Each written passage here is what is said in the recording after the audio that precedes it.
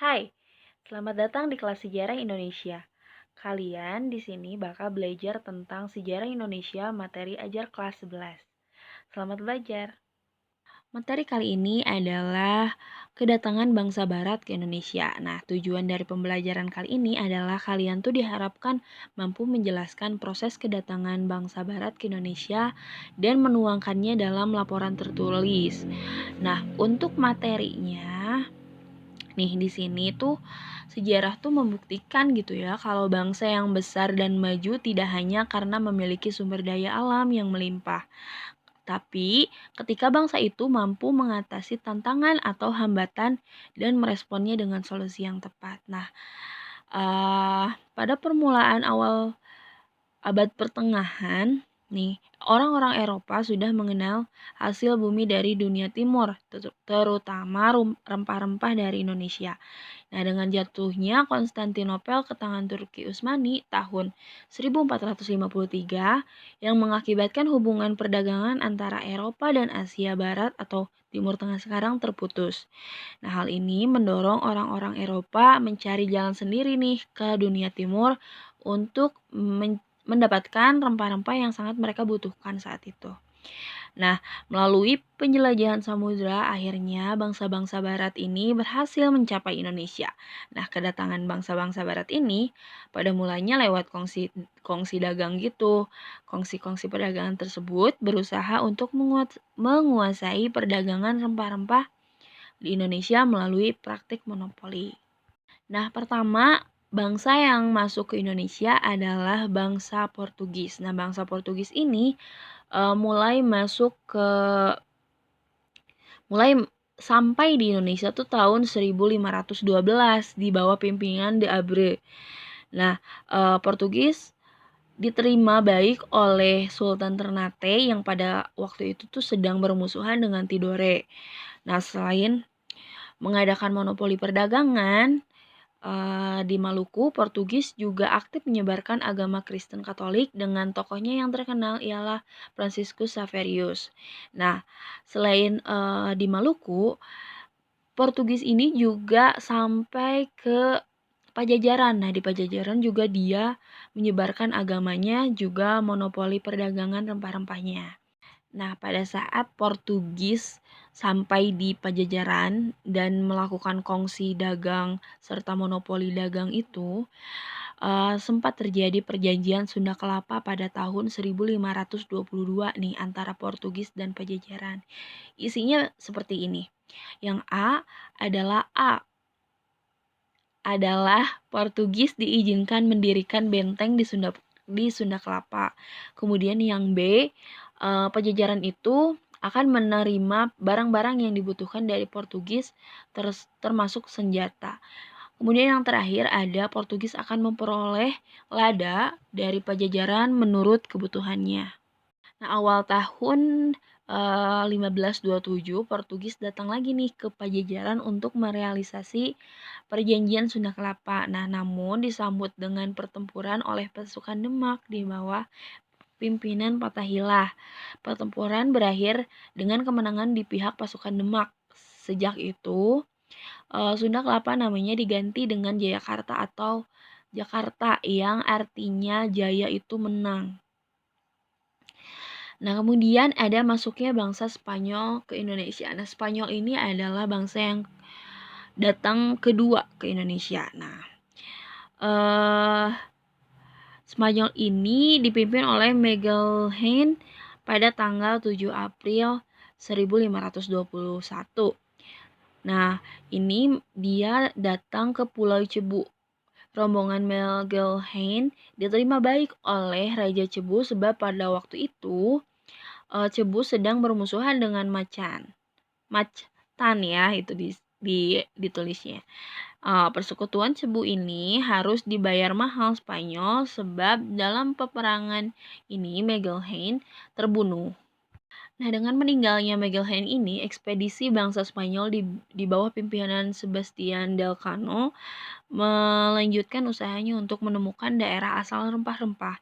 Nah, dengan melewati kepulauan Cagayan, Mindanao, akhirnya sampai di Maluku juga nih Spanyol ini. Kedatangan bangsa Spanyol ini diterima baik oleh Sultan Tidore yang saat itu sedang bermusuhan dengan Portugis. Sebaliknya, kedatangan Spanyol di Maluku bagi Portugis merupakan pelanggaran atas hak monopoli. Oleh karena itu, timbullah persaingan antara Portugis dan Spanyol pada waktu itu.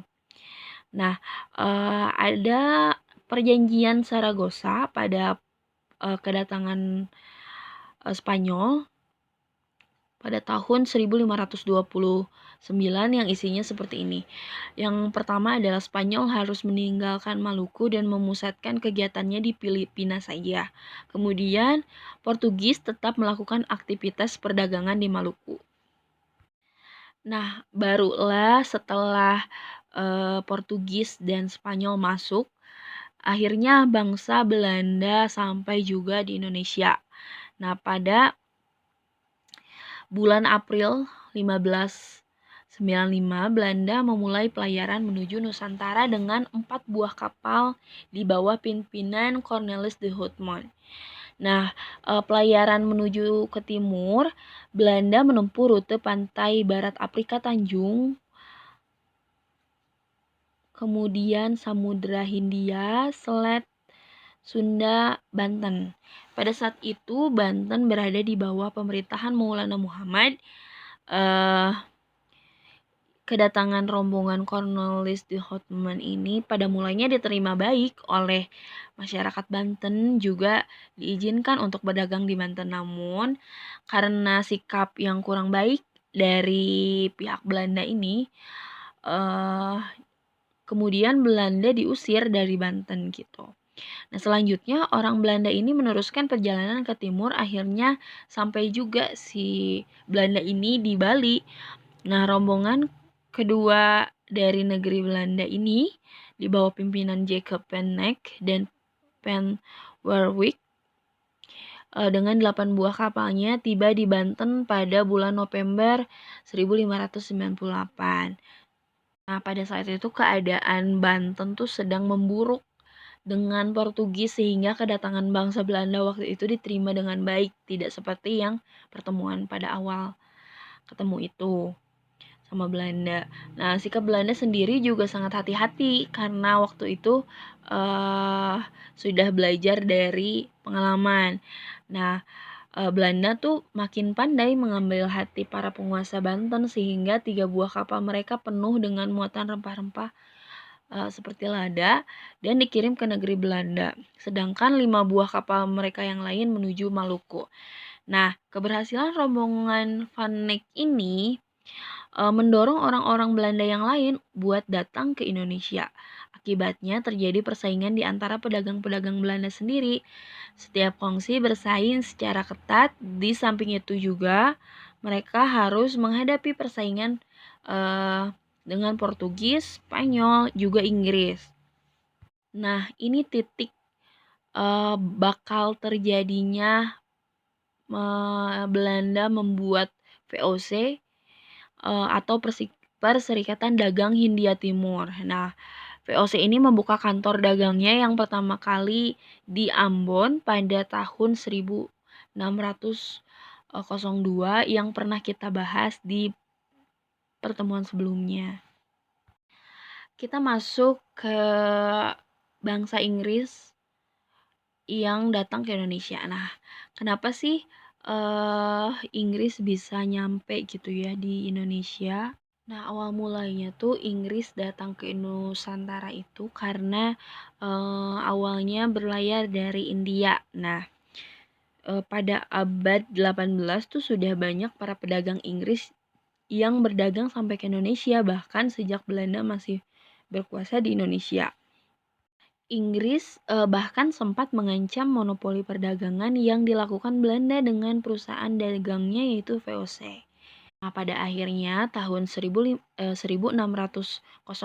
pemerintahan Inggris mengirim utusannya ke Banten guna mengadakan hubungan bilateral antara pedagang Inggris dan Banten.